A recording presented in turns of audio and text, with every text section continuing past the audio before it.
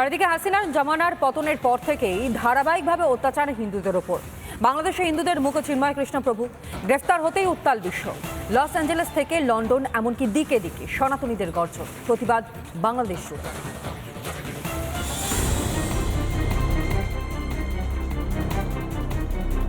বাংলাদেশ জুড়ে ইউনুসপন্থীদের দাপাদাপি আর সংখ্যালঘু হিন্দুদের ওপর তাণ্ডব চুপচাপ উপভোগ করে চলেছে মোহাম্মদ ইউনুসের সরকার।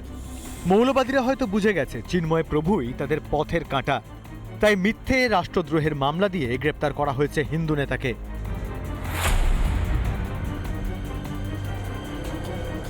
চিন্ময় প্রভুকে গ্রেপ্তার ও হিন্দু নির্যাতনের প্রতিবাদে গর্জে উঠছে গোটা বিশ্বের সনাতনীরা।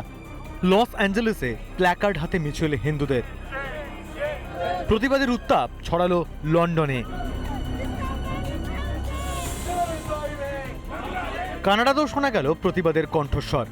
বাংলাদেশের কনসুলেটের বাইরে প্রতিবাদ হিন্দুদের, শোনা গেল সংখ্যালঘু হত্যা বন্ধের গর্জন। হিন্দুদের প্রতিবাদ বাংলাদেশ ছাপিয়ে এখন বিশ্বজুড়ে। দেওয়ালে পিঠ থেকে যাওয়ায় রুখে দাঁড়াচ্ছে হিন্দুরাও। পাল্টা চ্যালেঞ্জ মানতে পারছে না বলেই প্রতিহিংসায় ফুটছে ইউনুস সরকার। রিপাবলিক বাংলা।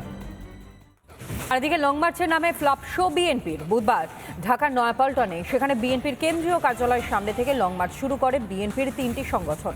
আগরতলার কাছে আখাউড়া সীমান্তে সেখানে খানিক ভারত বিরোধী স্লোগান দিয়েই ময়দান সাফ। কর্মসূচির নামে লোক হাসালো বিএনপি।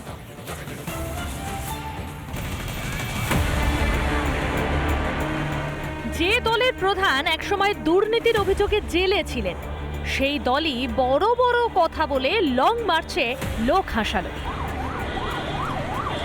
বুধবার ঢাকার নয়াপল্টনে বিএনপির কার্যালয় থেকে আগরতলার কাছে আখাউড়ের সীমান্ত পর্যন্ত লং মার্চ করল বিএনপির 3টি সংগঠন।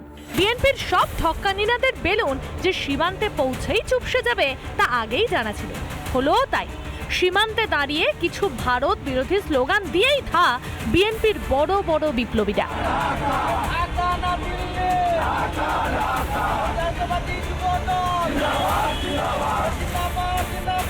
শেখ হাসিনাকে তাদের আপনজন হবে।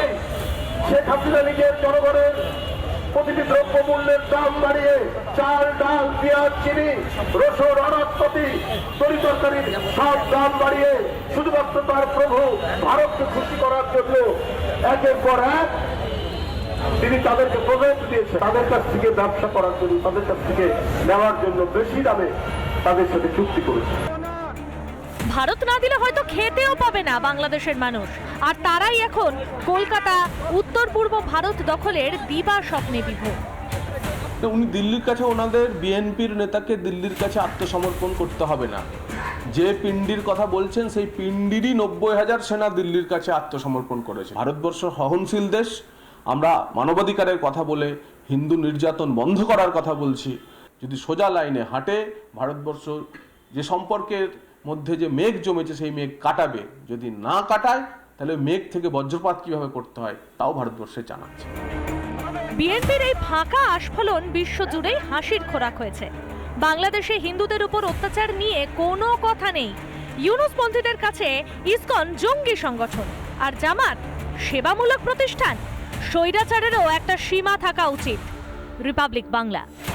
নানা ধরনের কন্টেন্ট দেখার জন্য লাইক করুন, শেয়ার করুন আমাদের ফেসবুক পেজ, সাবস্ক্রাইব করুন আমাদের ইউটিউব চ্যানেল।